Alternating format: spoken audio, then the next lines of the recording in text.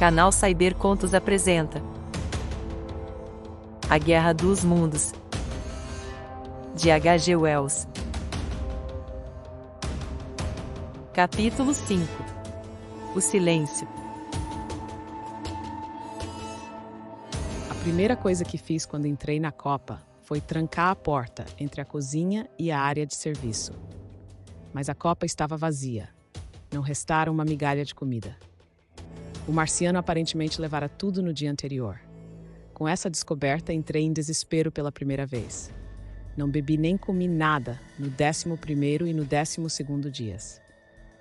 Minha boca e minha garganta ficaram ressecadas e minha força diminuiu bastante.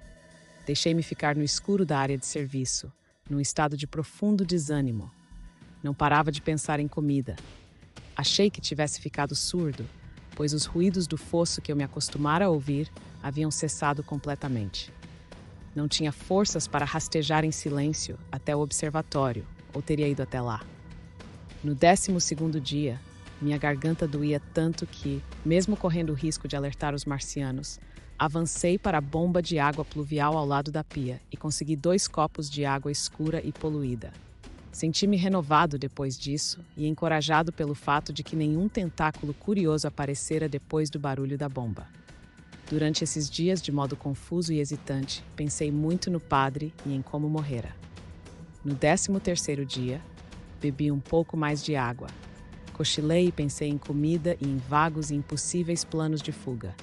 Sempre que dormia, sonhava com fantasmas horríveis, com a morte do padre ou com jantares suntuosos.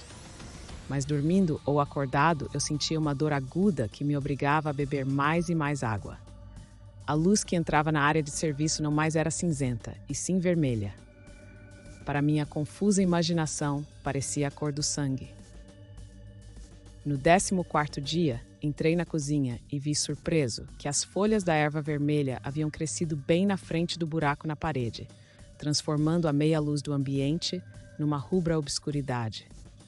Foi na manhã do 15º dia que ouvi uma curiosa e familiar sequência de sons na cozinha. Prestando atenção, percebi que era um cachorro farejando e arranhando algo. Entrei na cozinha e vi o focinho do cão através dos ramos avermelhados. Fiquei muito surpreso. Ao sentir meu cheiro, ele deu alguns latidos breves. Pensei que, se conseguisse atraí-lo silenciosamente para dentro, talvez conseguisse matá-lo e comê-lo. De qualquer modo, era aconselhável matá-lo, pois seus movimentos poderiam atrair a atenção dos marcianos. Rastejei para perto dele murmurando, "Muito bem, cachorrinho", mas ele de repente encolheu a cabeça e desapareceu. Apurei os ouvidos. Não estava surdo, mas o fosso estava silencioso. Ouvi um som como a vibração das asas de um pássaro e um grasnado rouco, mas foi tudo. Durante muito tempo fiquei deitado ao lado do observatório, mas sem ousar afastar as plantas vermelhas que o obscureciam. 1 ou 2 vezes ouvi os passos rápidos do cachorro indo de um lado para outro na areia muito abaixo de mim e mais sons de pássaros. Fora isso, nada. Finalmente, encorajado pelo silêncio, espiei para fora. Exceto num canto onde uma multidão de corvos saltitava e competia pelos esqueletos dos humanos que os marcianos haviam consumido, não havia um único ser vivo no fosso. Olhei ao redor, mal acreditando em meus olhos. Todas as máquinas haviam partido. Salvo o grande monte de pó cinza azulado num canto, algumas barras de alumínio em outro, os pássaros pretos e os esqueletos, o lugar não passava de um fosso circular e vazio na areia. Saí lentamente, rastejando através da erva vermelha até o monte de escombros. Podia enxergar em todas as direções, exceto atrás de mim, ao norte, e não vi nem marcianos, nem sinal de marcianos. Diante de mim estava o fosso íngreme e profundo, mas um estreito caminho sobre o entulho levava ao topo das ruínas. Minha chance de escapar chegara. Comecei a tremer. Hesitei por algum tempo, e então, num ímpeto desesperado, com o coração batendo violentamente, subi até o topo do monte em que ficara soterrado tanto tempo. Olhei ao redor outra vez. Ao norte também não havia nenhum marciano à vista. Na última vez que eu vira aquela parte de Shin, à luz do dia, encontrara uma rua ampla, com casas brancas e vermelhas confortáveis, entremeadas a abundantes árvores frondosas. Agora eu estava sobre um monte de tijolos quebrados, argila e cascalho, sobre o qual crescia uma multidão de plantas vermelhas, em forma de cacto, que alcançavam meus joelhos, sem a concorrência de uma única planta terráquea. As árvores próximas a mim, mortas e escuras, e mais além, uma rede de filamentos vermelhos escalava os troncos ainda vivos. Todas as casas vizinhas haviam sido destruídas, mas nenhuma queimada. As paredes permaneciam, às vezes subindo até o segundo andar, com portas quebradas e janelas estilhaçadas.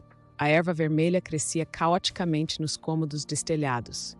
Abaixo de mim estava o grande fosso, onde os corvos lutavam pelos restos dos mortos. Outros pássaros saltitavam entre as ruínas. Ao longe vi um gato esquelético andando encolhido contra uma parede, mas não havia sinais de seres humanos. Em contraste com meu recente confinamento, o dia parecia de um absoluto esplendor, o céu de um azul cintilante. Uma brisa suave agitava levemente as ervas vermelhas que cresciam por toda parte. E como era doce o ar!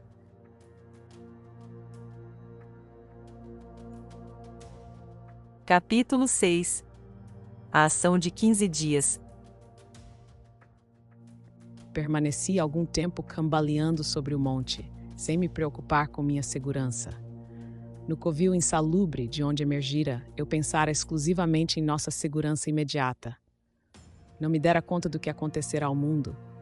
Não previra aquele cenário estranho e assustador. Esperava ver Shin em ruínas, mas encontrei a paisagem lúrida e sobrenatural de um outro planeta. Naquele momento senti uma emoção incomum à experiência humana, mas que as pobres criaturas que dominamos conhecem muito bem. Senti-me como um coelho que, ao voltar para sua toca, encontra uma dúzia de operários cavando os alicerces de uma casa. Percebi a primeira insinuação de algo que logo se tornou claro em minha mente e que me oprimiu durante muitos dias. Uma sensação de destronamento, a convicção de que já não era o mestre, mas um animal, entre outros, sob a tirania dos marcianos. Daí em diante, como os animais, nós espreitaríamos, fugiríamos, buscaríamos esconderijos. O terrível império humano caíra. Mas tão logo percebi essa estranheza, ela passou e minha preocupação dominante se tornou a fome, depois do meu longo e deprimente jejum. Na direção contrária à do fosso, atrás de uma parede coberta de vermelho, avistei uma horta revolvida. Resolvi ir até lá, mergulhando até os joelhos nas ervas, às vezes até o pescoço. A densidade da vegetação me deu a tranquilizadora sensação de esconderijo. O muro tinha uns 2 metros de altura, e quando tentei escalá-lo, não consegui. Andei ao longo dele até chegar a uma pedra que me permitiu subir e saltar sobre a horta que eu cobiçava. Lá encontrei cebolas não maduras, alguns gladiolos, uma porção de cenouras verdes. Depois de comer tudo, pulei um muro em ruínas e avancei entre árvores vermelhas e escarlates em direção a Kiel. Era como atravessar uma avenida de gigantescas poças de sangue, com apenas 2 metas em mente: conseguir mais comida e sair, o quanto antes minhas forças permitissem, daquela maldita e espectral região do fosso. Mais adiante, num campo gramado, encontrei um grupo de cogumelos que também devorei. Depois cheguei a um amplo lençol de água rasa e corrente onde antes havia campinas. Aquelas migalhas de alimento haviam apenas aguçado minha fome. De início fiquei surpreso com aquela cheia num verão tão quente e seco, mas depois descobri que a causa era a exuberância tropical da erva vermelha. Quando essas extraordinárias plantas encontravam água, logo se tornavam gigantes e extremamente férteis. Suas sementes foram simplesmente lançadas nas águas do Wei e do Tamisa, e suas folhagens titânicas cresceram com velocidade, sufocando os 2 rios. Em Putney, como vi depois, a ponte estava quase submersa por um emaranhado dessas plantas daninhas. E também em Richmond, as águas do Tamisa esparramavam-se numa torrente ampla e rasa sobre as campinas de Hampton e Twickenham. As ervas acompanharam o espraiar das águas, até que as casas arruinadas do Vale do Tamisa, bem como boa parte da destruição causada pelos marcianos, fossem ocultas por esse pântano vermelho cuja margem eu percorria. Por fim, a erva vermelha sucumbiu com a mesma velocidade com que se havia espalhado, vítima de uma infecção causada pela ação imediata de certas bactérias. Por obra da seleção natural, todas as plantas terrestres adquiriram resistência contra as doenças bacterianas. Nunca sucumbem sem uma luta severa, mas a erva vermelha apodreceu como se já estivesse morta. As folhagens desbotaram, depois se tornaram murchas e frágeis. Quebravam-se ao menor contato, e as águas que haviam estimulado seu crescimento carregavam seus últimos vestígios para o mar. A primeira coisa que fiz ao ver a água foi, é claro, saciar a sede. Bebi uma grande quantidade e, movido por um impulso, mordi algumas folhas da erva vermelha, mas eram aguadas e tinham um sabor repugnante e metálico. A água estava rasa o suficiente para que eu andasse por ela sem perigo, embora a erva vermelha enroscasse em meus pés, mas a profundidade foi aumentando em direção ao rio e recuei no sentido de Mortlake. Consegui distinguir a estrada graças a ocasionais ruínas de casarões, cercas e postes, e logo consegui sair daquela enchente. Caminhei para o monte que vai para Roehampton e cheguei ao campo de Putney. Lá o cenário mudou de estranho e anormal para familiar destruição.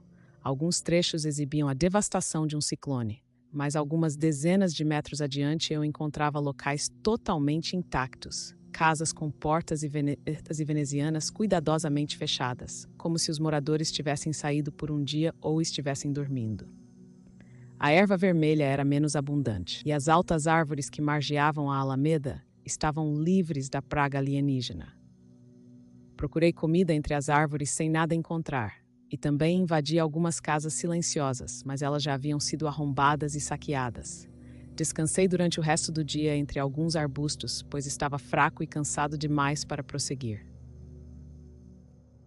Durante todo esse tempo não vi nenhum ser humano e nenhum sinal dos marcianos.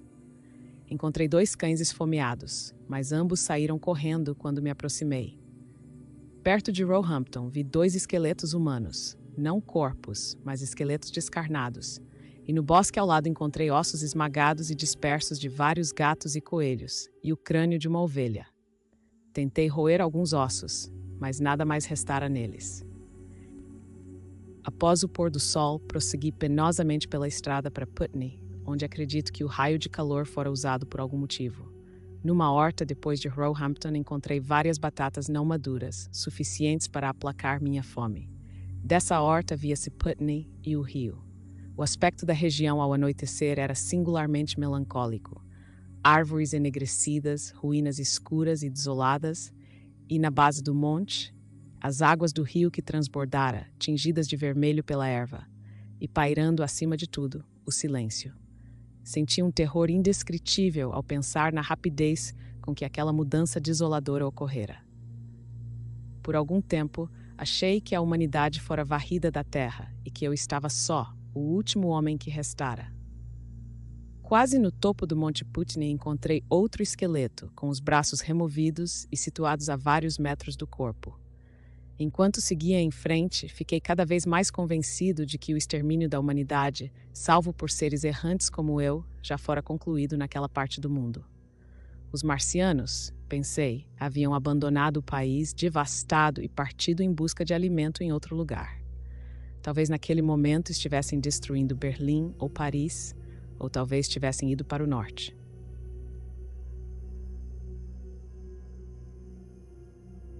Curta o vídeo e inscreva-se no canal.